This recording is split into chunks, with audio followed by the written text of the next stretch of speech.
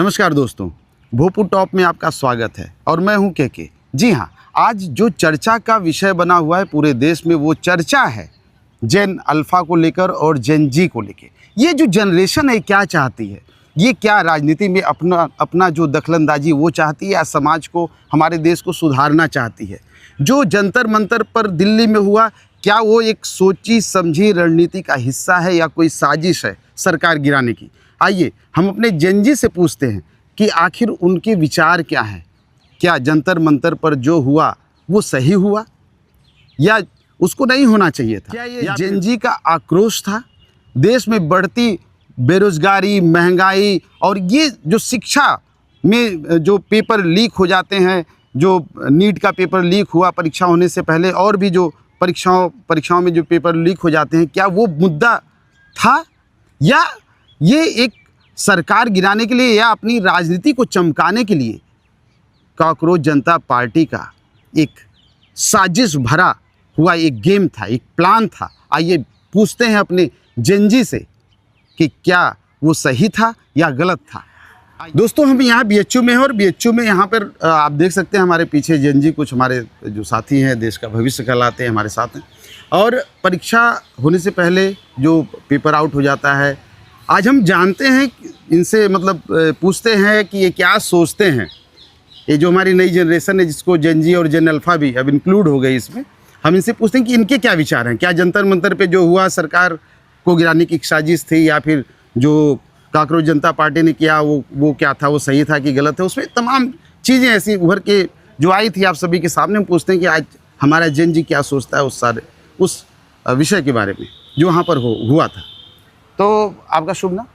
आदित्य शर्मा। आदित्य जी, तो ये जंतर मंतर पे जो हुआ, इसके बारे में ज़रा आप हमारे चैनल को आप बताइए, क्या उसके बारे में आप सोचते हैं, आपके विचार क्या हैं? जी, प्रोटेस्ट करना तो राइट टू प्रोटेस्ट एक फंडामेंटल राइट है किसी का भी, लेकिन हमको लगता है एक मोटिव बहुत मायने रखता है किसी चीज़ का। अगर नीट का पेपर लीक, मेरे पास एक लिस्ट है यहाँ पे, 13 नाम है, शुरू होता है इसमें पी.वी. कुलकर्णी, मनीषा गुरुनाथ मंदारे, मनीषा संजय, शिवराज मोतेगांवकर। ये कोई कोचिंग इंस्टीट्यूट के हैं, कुछ डॉक्टर और ये हैं। 13 people were involved in the leak of NEET paper as it did in 2026. These 13 people were moved to a fast track court and they were sentenced and they were fined worth rupees 10 crores. Even after that, why did the protest happen? One needs to ask. वहाँ पे लोगों की मांग थी कि Dharmendra Pradhan resign कर दें। बिल्कुल। वहाँ पे उनकी मांग थी कि एनटीए को बैन कर दें। वहाँ पे तो ऐसी आवाज़ उठी कि नीट को बैन कर दें। तो क्या नीट को बैन करना, धर्मेंद्र प्रधान को हटा देना और एनटीए को बैन कर देने से क्या होगा? 13 लोग जिन्होंने लीक किया उन पर कार्रवाई हो गई। अगर आपके पास कोई एक अच्छा थॉट है, इम्प्लिसिट थॉट है कि एग्जामिनेशन दूसरे तरीके से करवाया जा सकता है, आप वो दें। जैसे कि हमने एक लेटर लिखा है, एक उस पर साइन भी किया है कि रैंडमाइज कंप्यूटराइज टेस्ट जैसे जेई में होता है, एक 1.5 लाख क्वेश्चन का एक बैंक बना दिया जाए, हर साल उसमें 10,000 क्वेश्चन ऐड हो और रैंडमाइज्ड उसमें डेटा के साथ, एम्पिरिकल वैल्यूज़ के साथ वो एग्ज़ाम ले लिया जाए बैचेस में, जैसे जेई का होता है। वैसे बहुत सारे सजेशन उसमें आए नहीं। They have let people down. Some genuine people were supporting them, I know many of them are right here, but they have let people down. मतलब आपका कहना है कि परीक्षा का तरीका जो बदल देना चाहिए जी, आप क्या सोचते हैं? सर देखिए, जो प्रोटेस्ट का मुद्दा था जो उन्होंने उठाया, एक्चुअली जो सीजीपी के जो लीडर है या फिर जो भी उनका मूवमेंट बना, प्रोटेस्ट का मुद्दा बहुत सही था, लेकिन जो तरीका उन्होंने यूज़ किया वो कहीं ना कहीं असंवैधानिक था। वो तरीका थोड़ा गलत था। प्रोटेस्ट के बीच में उन्होंने जो प्रोटेस्ट के लिए मार्च किया, राइट, जो पार्लियामेंट में उन्होंने मार्च किया, वो तरीका गलत है। जबकि आपका सेशन चल रहा है, मानसून सेशन, उसमें उन्होंने गलत तरीके से मार्च किया और फिर लाठी चार्ज हुआ। वो उसका एक लाइक प्रोसेस था, ठीक है। तो लाइक मुद्दा सही था लेकिन उनका तरीका गलत था, मेरा कहना ये है। सो उनको जो अपनी मांग रखनी थी वो एक तरीके से रखना चाहिए था, ठीक है, ये मैं चाहता हूँ। तो आपने भी जब ये प्रोटेस्ट चल रहा था तो आपने भी सोचा था कि नहीं आपको भी जाना चाहिए वहाँ पे? बिल्कुल नहीं, हम ये सब बिल्कुल नहीं सोचे। मेरा यही मानना है कि जिस भी प्रोटेस्ट में कोई राजनीतिक दल समर्थन करती है वो प्रोटेस्ट असली मायने में प्रोटेस्ट नहीं है जी। असली प्रोटेस्ट वही है जहाँ पे कोई राजनीतिक दल सपोर्ट ना करे। तो इसमें पहले तो राजनीतिक दल तो था ही नहीं, एक तरह दल थी, नहीं, शुरू में स्टार्ट जब हुआ है हाँ, प्रोटेस्ट, जब शुरू हुआ तो उसका- उस समय तो नहीं ऐसा लग उसका रहा था कि जैसे बताते हैं उसका जी। जितनी भी राजनीति चलाई, जैसे आम आदमी पार्टी हो गई या फिर कांग्रेस हो गई, हाँ। ये सब एक एजेंडा था ताकि गवर्नमेंट के अगेंस्ट में कुछ भी करे। ये ऐसे प्रोटेस्ट हर जगह होती है, आज झारखंड में हो रही है, आज वहाँ कोई बोलने नहीं जा रहा है। बिहार में भी शुरू हो गया। जी जी बिल्कुल बिल्कुल जी। अगर आप बोलते हैं कि प्रोटेस्ट में कोई एक पॉलिटिकल वैल्यू नहीं थी, पॉलिटिकल वैल्यू तो उसमें थी जब आयशा के 3 स्टूडेंट जिस दिन एक दिन पहले वो चाइनीज एम्बेसी जाते हैं, अगले दिन वो आके बैठते हैं वहाँ पे, उसके बाद योगेंद्र यादव जैसे लोग आते हैं, फिर Shabana Azmi who is a recipient of Christian endowments of worth 100 crore rupees per year for her NGO named Action Aid. These kind of people when they represent, I don't think that there's a lot of value in that protest. और उस student के protest में हमारे धर्म को ठेस पहुंचाना, भाई कोई भी है, मतलब आप नहीं मानते नहीं मानिए, लेकिन आप हमारे पिता समान राम को आप अपमानित करिएगा, ये भी गलत है। आप कौन होते हैं कि हाँ आप कुछ भी बोल दीजिए। भारत माता के पिता बाप कौन है? माता है तो भारत हमारी माता है तो बाप कौन है? ये कौन सा बोलने का तरीका है? ये तो असली बच्चों के लिए प्रोटेस्ट ही नहीं है ये।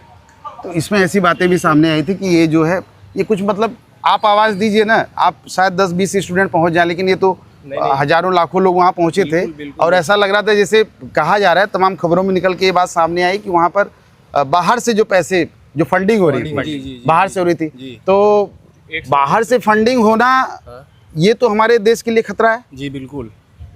देखिए, मैं ये कहना चाहूँगा कि आंदोलन करना तो छात्रों का प्रथम अधिकार है, लेकिन उस आंदोलन को अगर वामपंथी दिशा दी जाए तो ये देश के खिलाफ है, ये देश की नीतियों के खिलाफ है, देश की अखंडता, एकता और प्रति सबकी संप्रभुता सबके खिलाफ है।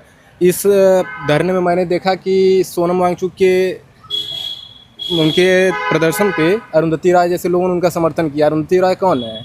ये कश्मीर में वही है जो अलगाववाद को जन्म देते हैं। बिल्कुल बिल्कुल, ये वामपंथी विचारधारा रखने विचारधारा वाले हैं लोग हैं। तो मैं ये छात्रों को कहना चाहूँगा, छात्र आज के शिक्षित हैं, अपने सामर्थ्यवान हैं, अपने धरने को लेके, अपने हक को लेके वो सरकार से लड़ाई लड़ सकते हैं, लेकिन किसी वामपंथी विचारधारा या देश के खिलाफ जो चल रहे हैं संगठन, उनसे प्रेरित होकर अपने आप को दूसरी तरफ दिशा न दें। मेरे कहने का ये मतलब है। जैसे हम इस प्रोटेस्ट को लेके, जहाँ तक मेरा विचार आया था, मैंने सोचा था कि अगर इसमें 40-50 स्टूडेंट आराम से, वो तो ग्रुप मतलब साथियों का एक ग्रुप होता है, अब नीट के 40-50 बच्चे अगर मिल के जंतर मंतर पे धरना प्रदर्शन और भूख हड़ताल करते तो तब भी सरकार को झुकना पड़ता है। सर, हम जहाँ से आते हैं ना, हम रांची से आते हैं जी। अभी रांची में कितने, मेरे ख्याल से 3 स्पॉट से प्रोटेस्ट चल रहा है, 1,500 से ऊपर बच्चे हैं। कल बारिश हो, उनको टेंट लगाने की अनुमति नहीं दी गई, बेचारे वो हाइपोथर्मिया का शिकार हो जाते। कल कोई कॉग्निजेंस नहीं है कहीं भी, क्या बात करें अब इस पे। और ऐसा बात भी नहीं है, आपको हम बताएं कि JPSC और JSSC जैसे एग्ज़ाम है, जो मतलब स्टेट सिविल सर्विसेज का एग्ज़ाम होता है झारखंड में, आपको उसका कंडीशन पता चलेगा। मेरे ख्याल से JSSC आज तक झारखंड 2000 में बना है, मेरे ख्याल से 1 या 2 भर्ती हुई आज तक, बस हर बार पेपर लीक, नो वैकेंसी। तो ये तो जैसे जो भी अराजकता सामने आ रही है अभी की नहीं है, अभी तुरंत, ये तो बहुत पहले से चलती चली आ रही है। अब ये कुछ नया नहीं है। अब समय आ गया कि डिजिटल इंफ्रास्ट्रक्चर को बहुत ज़्यादा एक्सपैंड किया जाए और रैंडमाइज कंप्यूटराइज टेस्ट हर अक्रॉस इंडिया किया जाए, हर एग्ज़ाम के लिए किया जाए। ये चाहत है सबकी अब, क्योंकि अब ये सब हटा दिया जाए कि इतने सारे जो फिर इसमें आपके वेरिएबल्स हो जाते हैं एग्ज़ाम लेने में, कि आप इसको दीजिएगा, उसको दीजिएगा, OMR हटा दो। अब new generation, new exam pattern. Sir, हाँ बोलिए। मुद्दा जो था स्टूडेंट का मुद्दा था, लेकिन उसको पॉलिटिसाइज कर दिया गया।